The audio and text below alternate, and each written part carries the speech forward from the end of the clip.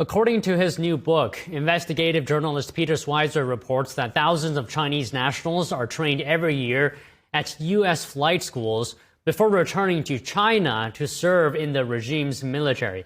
Joining us now to discuss this is Michael Lucci, founder and CEO of State Armor. Michael, good afternoon. So Schweizer says that there are at least 16 flight schools in the U.S.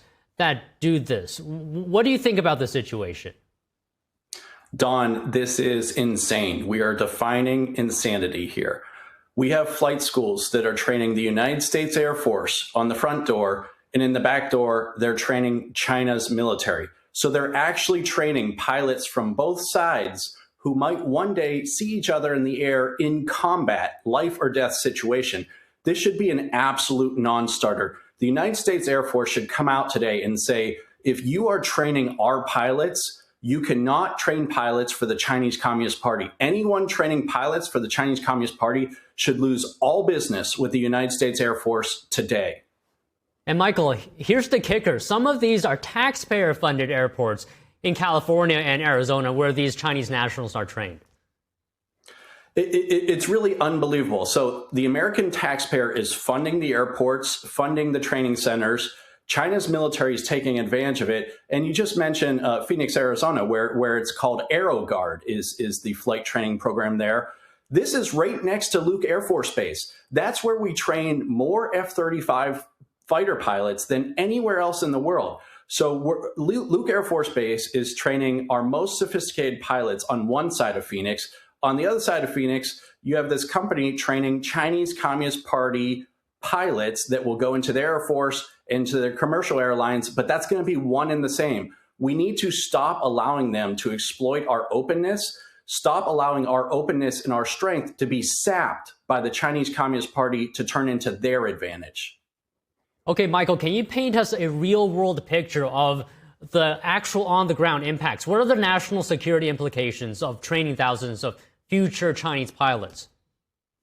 There are multiple levels. I actually spoke with a pilot who trains at one of these installations earlier today, the one in Phoenix. He's a private pilot. He said that the air traffic control there has a hard time dealing with all the people who don't speak good English. They speak broken English. So that's one level of security risk.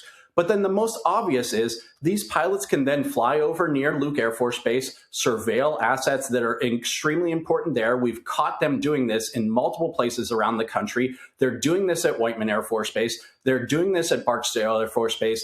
Exposés are revealing all of that. Well, we're letting them fly all around Luke Air Force Base. Taxpayers are actually funding that. American pilots are training Chinese Communist Party pilots. And then at the end of the day, we're training pilots that they otherwise couldn't train in China to go into their military to one day potentially fight American pilots.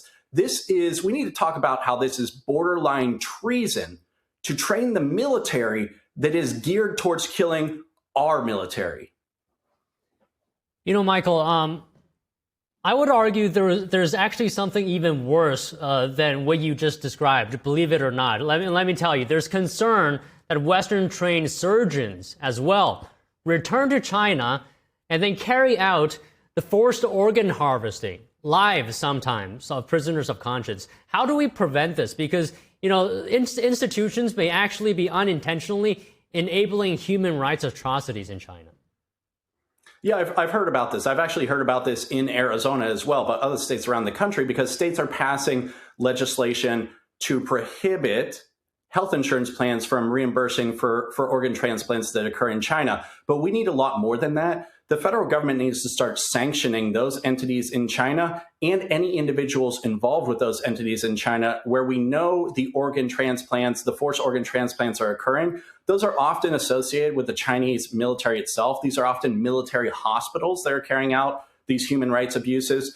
So doctors who are coming through those hospitals should not be coming over to the United States at all. If you're associated with any of those institutions, you just shouldn't be allowed over here. I've personally just looked around in medical centers, some that have opposed the legislation, the state legislation I just described to you. There was a medical center in Arizona that opposed that legislation. They had somebody show up opposing that legislation.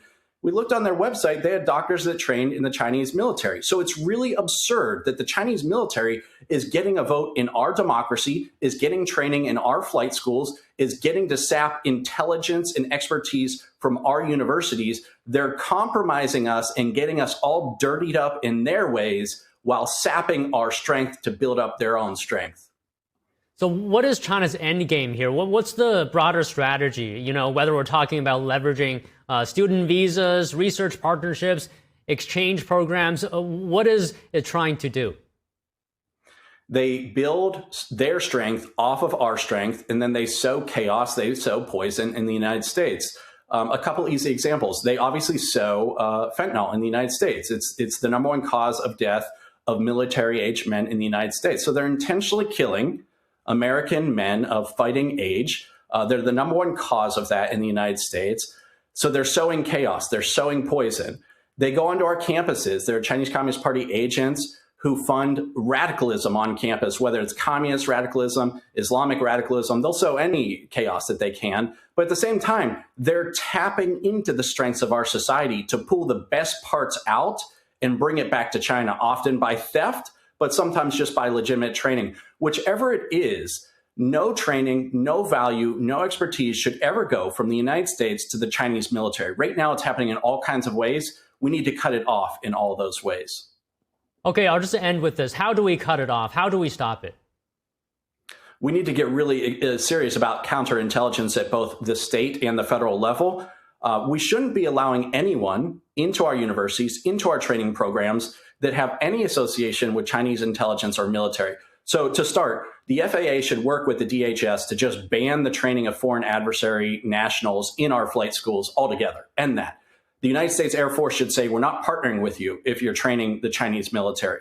At the state level, we need to be cutting off research partnerships with all thousands of Chinese military entities are partnered with American universities for military research. That all needs to get cut off. So we need to get serious about counterintelligence and then executing against the knowledge of the infiltration of our society. All right, Michael, great comments today. Thank you so much. Thank you, Don.